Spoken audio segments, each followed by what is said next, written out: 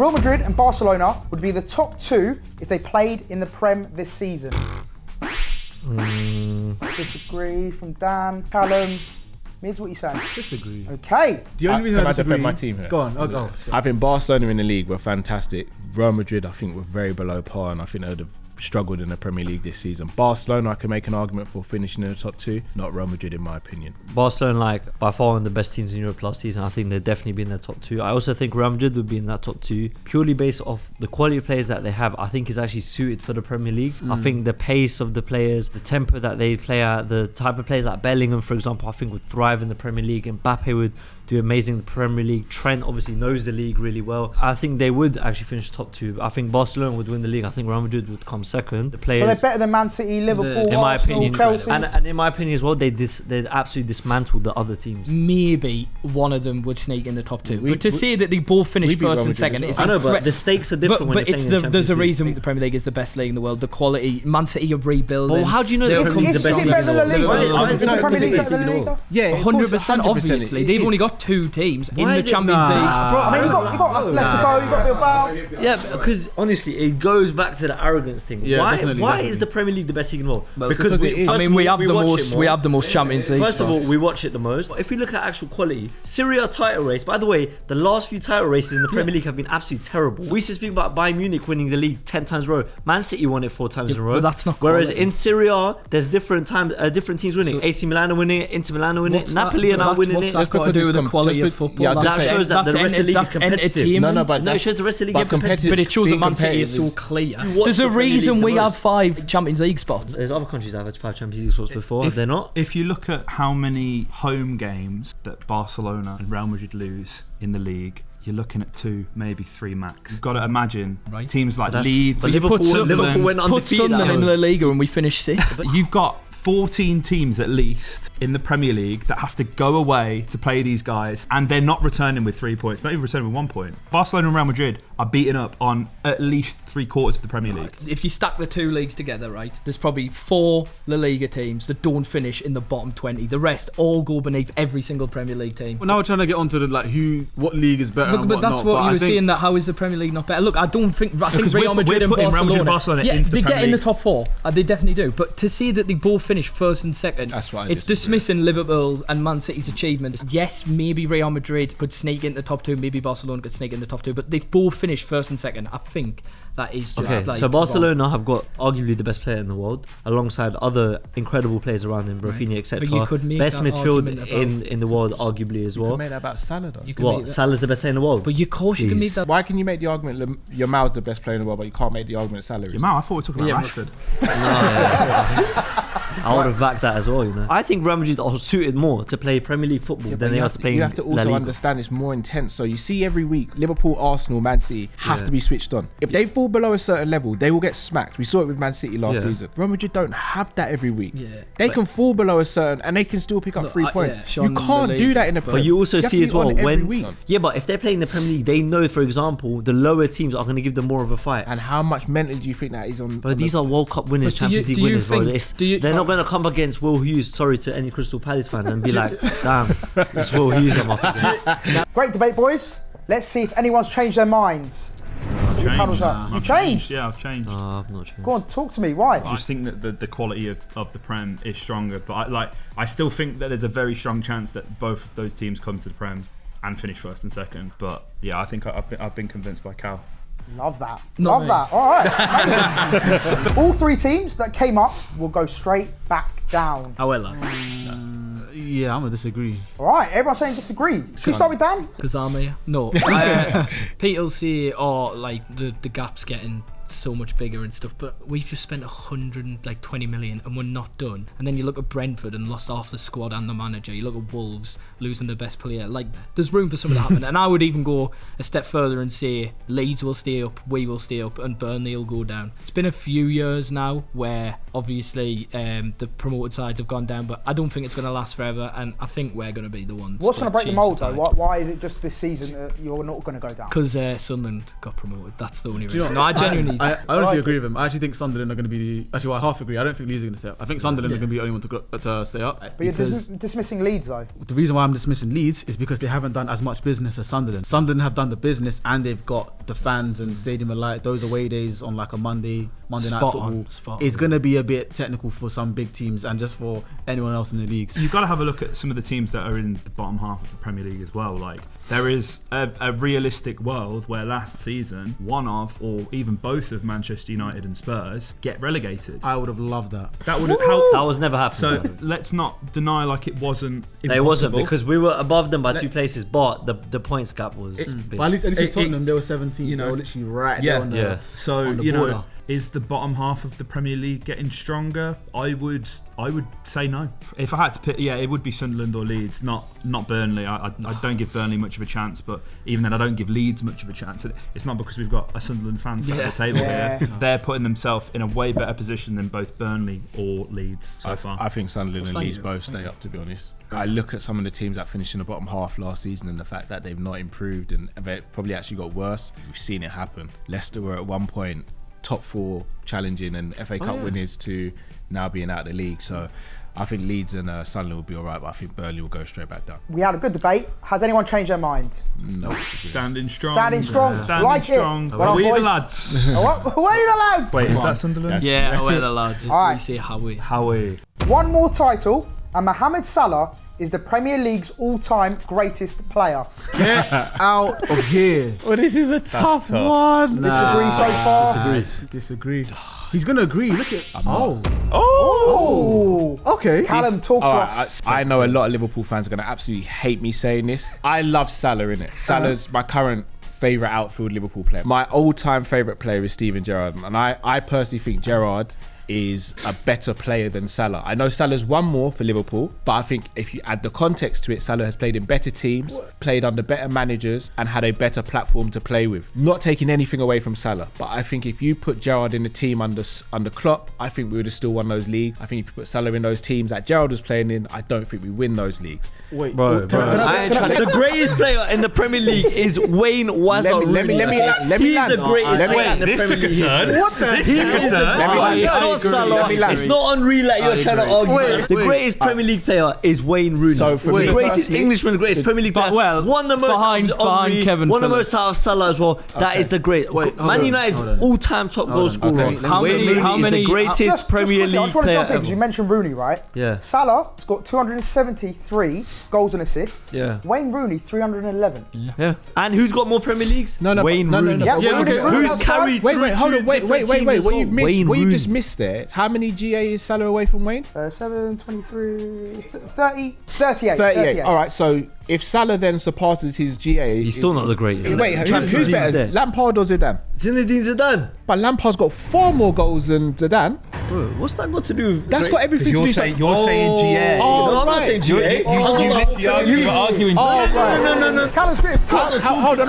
I'm not. Because I'm cooking it. I'm flipping the fries. I'm Favourite cooking players. it. I just mentioned Lampard and Zidane as an extreme example to show GA can't be the But the overarching question- metric No, of but who's a better player. But when it's to do with the question, who's the greatest player in the Premier League, that's different because Zidane and Lampard didn't play in Premier League. Hold on, without Gerrard in the 2000s, I'm older than you guys. This is why I'm going to use my age here. Yeah, without Gerrard in the 2000s, Yeah. we would have been nowhere. What makes someone the greatest player in the Premier League is, yes, of course, the prerequisite is you have to have won the Premier League, of course, at least twice. Henry not only topped the goal scoring charts, but he also made the assist record as well. Something that till this day, the greatest playmaker that we've ever seen in the Premier League, Kevin De Bruyne and Salah Matched of his all time. Someone's matched it, by the They way. couldn't. But Hold they on, can't break Salah it. It's not surpassed Henri's it. record. What? It's Salah surpassed the GA record. Sorry, can I just say one thing as well? Like, because we're all getting boggled down in stats, goals, and league titles. Ryan Giggs won how many? He's not the greatest. That's me So many proving the Premier point League even titles. more that you can't just use trophies as a barometer to say Exactly. who's If better. we're using Exactly. goals, assists, and trophies, And- then Wayne Rooney and counts that's why on You all of also them. have to look at the context of the teams I they're think playing. we can all look, agree. look. What we can all agree on, right, is Thierry Henry was the face of the Premier League for a period of time. Right, and so This was period, Rooney. right? So was Rooney Rooney. was the face of it So as was well. Rooney, and so is Mohamed Salah right No, now. but I don't think he okay? is, though. But Hold on, who I is think the what face it- of the what- Premier what- League? Hazard was the face What of it the Premier boils League.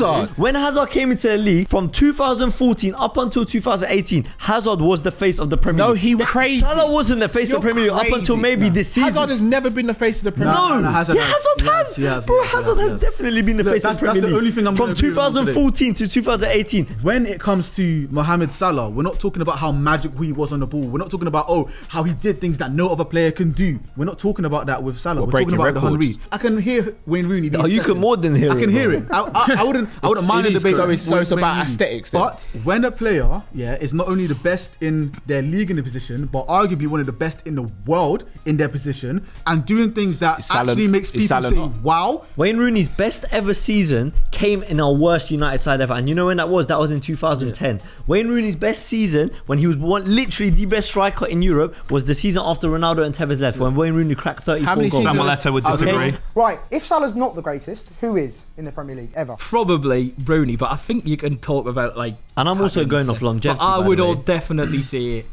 it's Rooney. Right now, it's Thierry Henry. Wayne Rooney. How- This is Right, here's the thing. ridiculous. With Salah, absolutely nobody can argue against his output. I hate using GA. Nobody can argue against that, right? It's Aesthetically, influence in the game. yeah, of course. Aesthetically, there's always been something missing for me. Kids, even now, grow up wanting to be like Thierry Henry. Thank you. They wanna be That's- like Bro, Salah. The ball comes in That's the air, the thing. kids scream, Rooney! Nobody's Before shouting that's a volley, bro. Thierry I don't Henry. think- I think No the- one, hold on, no one I think the shouts kid- Salah. Do you know how London's saying Boys, to your feet right now? I can guarantee nobody from where I'm from has ever shouted Thierry Henry or ever even wanted to be Thierry Henry. But I tell you what, they'll What? want it to be Rooney. They want to and be you know Rooney, what I bro. mean? Look, I'll be real. Rooney has longevity over Thierry Henry. If Thierry Henry stayed in the Premier League for as long as Rooney What did he do? did, He cut on his prime. I just think that Salah hasn't ever and won't ever have the streets like Thierry Henry. That's a perfect way to end it. Right, that was one of the most intense debates we've had. Has anyone changed their mind? I know, I still Okay. to the nose. Referees should have to do post-match interviews like players. Yes. absolutely. Unanimous. 100%. Yeah, definitely. Right, why should Absolute. referees do post-match? Accountability. Get away with everything. Accountability. Accountability. Can we not let the Arsenal fan go for it? Because Hey, look, that's, accountability is a must. listen, Right? referees get away with absolute murder. Even after they send people off and then they do the whole PGMO review on Monday and then they get the apology. Let's hear from the horse's mouth at the end of the game. Why did you send this player off and not send this player off? These are things that change the dynamic of the game. One thing I'm going to say, Arsenal against Brighton. When Declan Rice got sent off, I would have loved to hear the reason Rightly so. why that referee sent off Declan Rice. But then a week later, when Szoboszlai kicked the ball away after the whistle was blown, why didn't that same ref give him a yellow card? So it's more consistency. I want to go one step further. I want to see Consistency and bank accountability. statements. Okay, forget the interview. I want bank statements. But do you think it's going to put too much pressure? I actually think it will have the opposite effect because a lot of times as fans we don't understand the decision. I think that's where the frustration comes from. We're not sitting here saying that referees can't make mistakes, but it's when you make the mistake and there's no explanation behind the mistake. So if I was to send off Morgan, for example, and then I came out and explained why, even if you don't agree with my reasoning, at least I've given a reason so you can understand my thought process. So I actually think it takes the pressure away as opposed to piling more pressure on. At least we know that you're cooked. You're actually fit to be a Premier League ref. I think all fans deserve Yeah. an explanation as to 100%. why decisions are being made. Right, boys, it was unanimous before, but let's see if this debate has changed your minds. No. All right, nice. XG is a pointless statistic. All that matters is scoring goals.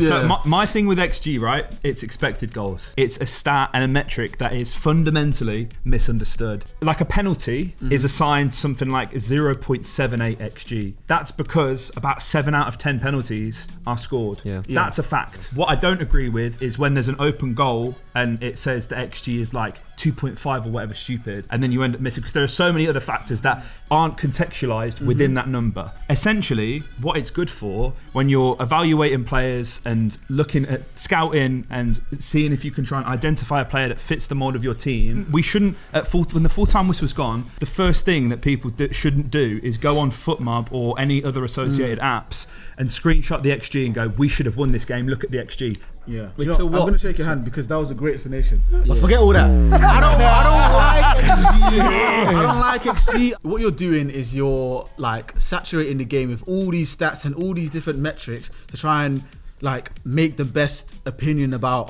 like you said, who should win the game or what strikers should we actually be doing. No, I don't think it's fair to say if a striker is coming to score a penalty, I don't care about the XG of what an actual penalty is, because it's not directly linked to that player. It's directly linked to however many penalties go around. I think we should just go back to normal goals and assists. And to be fair with you, even when people say like GA and combine the two, I hate that crap. I always say the eye test is subjective and stats have to be contextualized. I don't have a major issue with XG. I just have like yourself, I hate the way it's weaponized. I use one of our players, Darwin Núñez, as an example. Liverpool fans will sit there and go, oh no, he'll cook under verts, playing behind him, and I'll go, well no, because I can look at his XG and then I can also use my eyes and go back and look at the chances missed and go, this is why it won't work. You have to use both things in a partnership rather than separate the two. If you separate the two, you'll never get a true reflection of what's actually going on. And I think that is good what you said. That if you know a player and then you know that they're good or whatever, and then you can use the XG alongside that. So I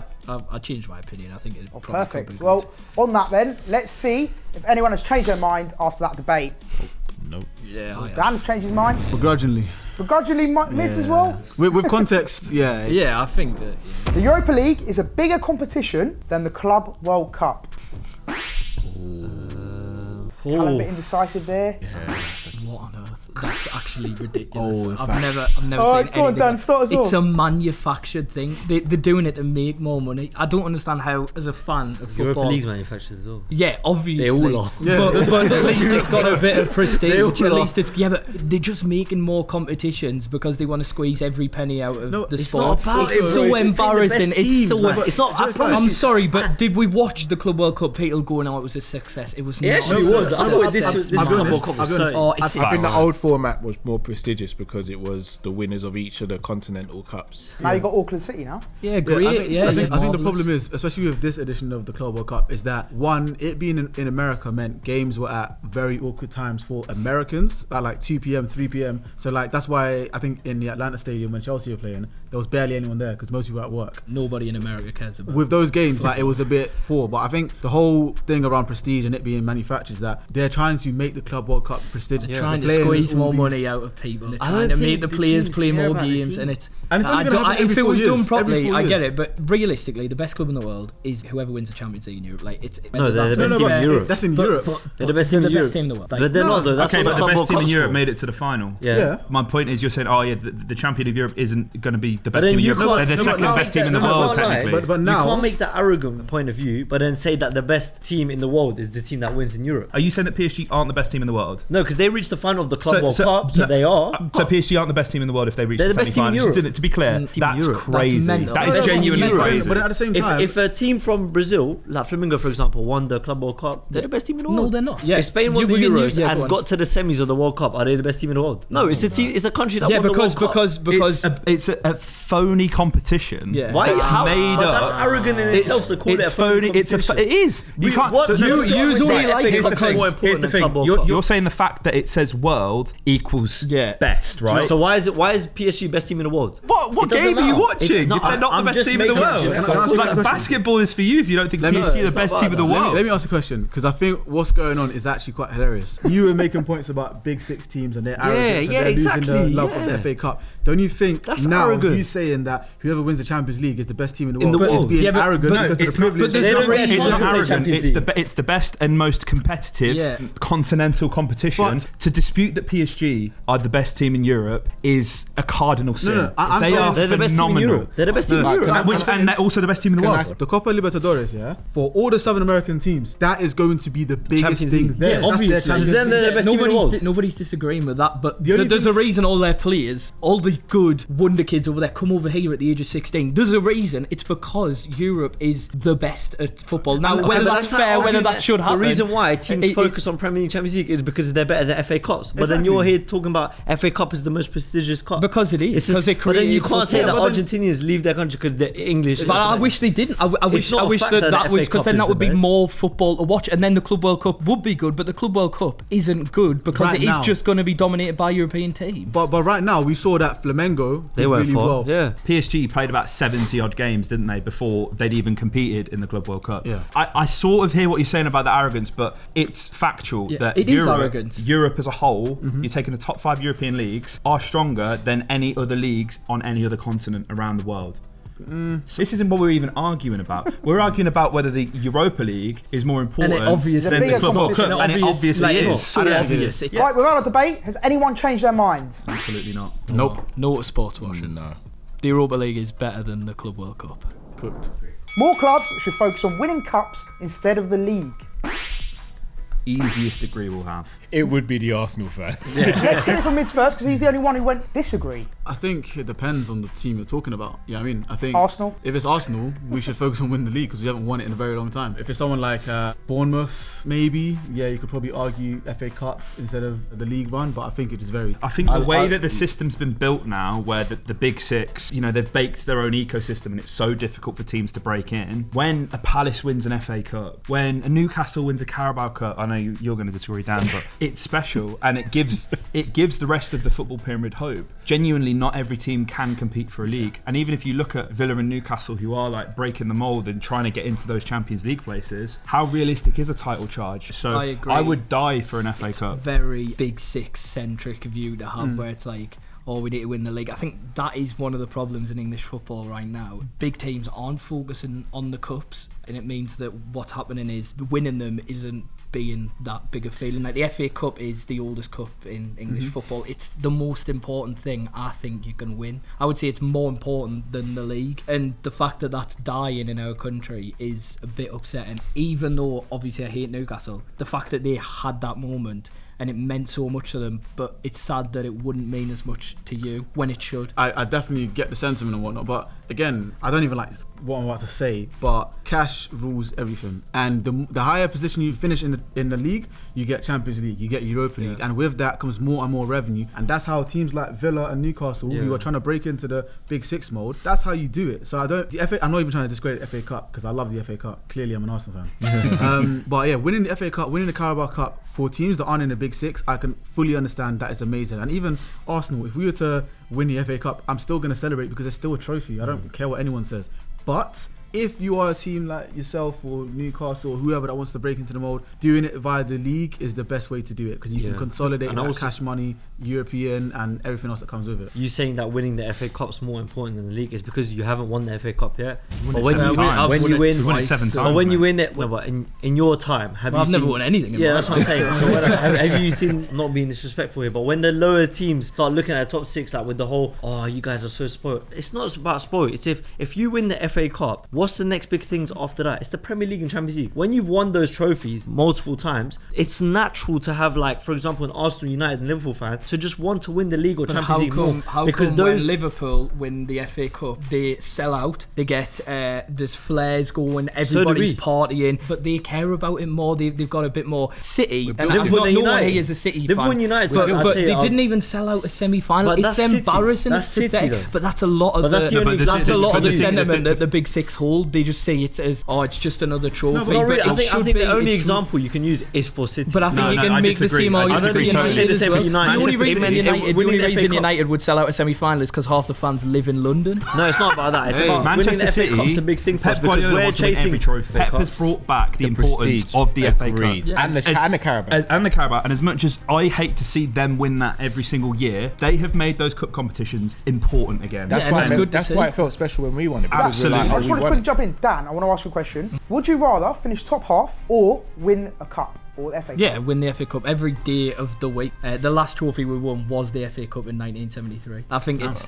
the most important cup in world football. Of course it is. It's outrageous what statement. built the game. It what literally built the is. game. It like factually is That's like very- revered as the prestigious Very domestic cup competition. But do you know what's so special about the FA Cup? Everybody gets to participate. I would give anything to see Villa win the FA Cup. Manchester United are built on domestic success. That is winning League Cups. That is winning FA Cups. The same with Arsenal, right? right? Even in Arsenal's biggest banter period, right? Which, you know, looking back now, wasn't even that bad, but obviously at the time, the final Wenger days, what did you have? You had like Still won 4 FA FA Cups. Yeah. It's so important, and it's easy to lose it because the Champions League has got so much great PR in recent years, the past 15, 20 years. If you asked anybody over the age of probably 35, they would all say that the FA Cup is more important than the Champions League.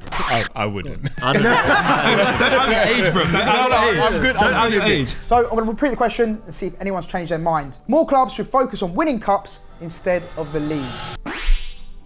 All right, no one's changed their mind. Mids couldn't be convinced. Nope. So there you go. All right, amazing boys, well done.